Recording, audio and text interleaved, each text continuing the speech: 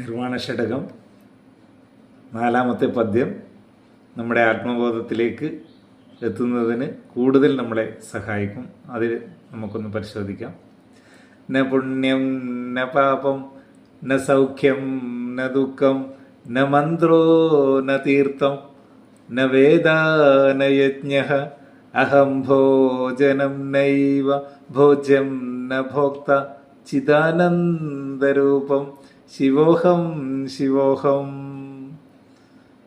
ഞാൻ എന്ന് പറയുന്ന ആത്മബോധത്തിന് പുണ്യമോ പാപമോ സൗഖ്യമോ ദുഃഖമോ സുഖമോ ദുഃഖമോ ഒന്നുമില്ല. എപ്പോഴും അത് ഒരവസ്ഥയിൽ തന്നെയാണ്, ഇനി മാറ്റമില്ല. അത് അദ്വൈതമാണ്. ഇനി രണ്ടാമതൊരു അദ്വയം, രണ്ടാമതൊരു ക്വാളിറ്റി അതിനില്ല.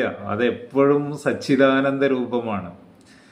ന മന്ത്രോ ന തീർത്ഥോ ന വേദ ന യജ്ഞ. അത് മന്ത്രവുമല്ല, വേദവുമല്ല, യജ്ഞവുമല്ല. അതൊക്കെ ഇതിലെത്താനുള്ള വഴികളാണ്. മന്ത്രവും യജ്ഞവും ഒക്കെ നിങ്ങൾ ചെയ്തോ. ഇതൊക്കെ എന്തിനാണ്? വേദം പഠിച്ചോ? വേദമൊക്കെ പഠിച്ചിട്ട് ഈ ആത്മബോധത്തിൽ എത്തിയിട്ടില്ലെങ്കിൽ കാര്യമില്ല. അതിനുള്ള വഴികളാണ്. അതൊന്നുമല്ല വേദങ്ങളോ ഉപനിഷത്തോ മന്ത്രമോ. അതൊന്നും ഈ ആത്മബോധമല്ല. പ്യുവർ കോൺഷ്യസ്നെസ് എന്ന് പറഞ്ഞാൽ ഒരു ക്വാളിറ്റിയും ഇല്ല.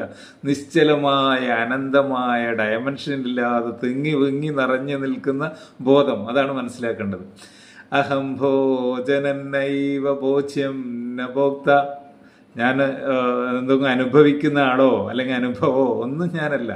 അഹം ഭോജനൈവ ഭോജ്യം ന ഭോക്ത ചിദാനന്ദരൂപം ശിവോഹം ശിവോഹം.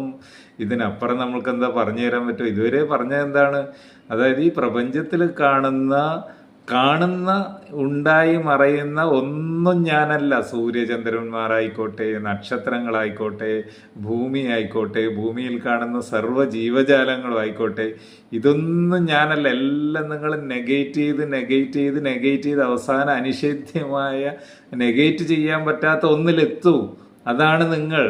അതിലെത്തിക്കഴിഞ്ഞാൽ നമ്മൾ എവർ ഹാപ്പിയാണ്. പിന്നെ എന്ത് രാഗദ്വേഷം, ആരോട് വെറുപ്പ്, അല്ലെ ആരോട് സ്നേഹം.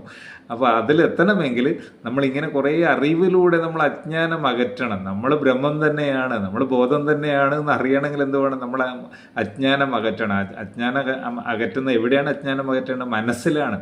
എല്ലാ കർമ്മങ്ങളും പ്രവൃത്തികളും പൂജകളും ഉപാസനകളും എല്ലാം എന്തിനാണ്? മനസ്സിനെ ശുദ്ധമാക്കി അഹം ബ്രഹ്മാസ്മി. നമ്മൾ തന്നെ ആ ദൈവം എന്ന് പറയുന്നത് നമ്മുടെ ഉള്ളിലുള്ള ആത്മബോധത്തിലാണ്. അതിൽ നമ്മൾ എത്തിക്കഴിഞ്ഞാൽ നമ്മൾ എപ്പോഴും ഹാപ്പിയാണ്. ഓക്കെ, അപ്പോൾ അതിനുള്ള ശ്രമമാണ് നമ്മുടെ ഭാഗത്തുനിന്ന് വേണ്ടത്. മനസ്സിനെ ശുദ്ധീകരിക്കുക.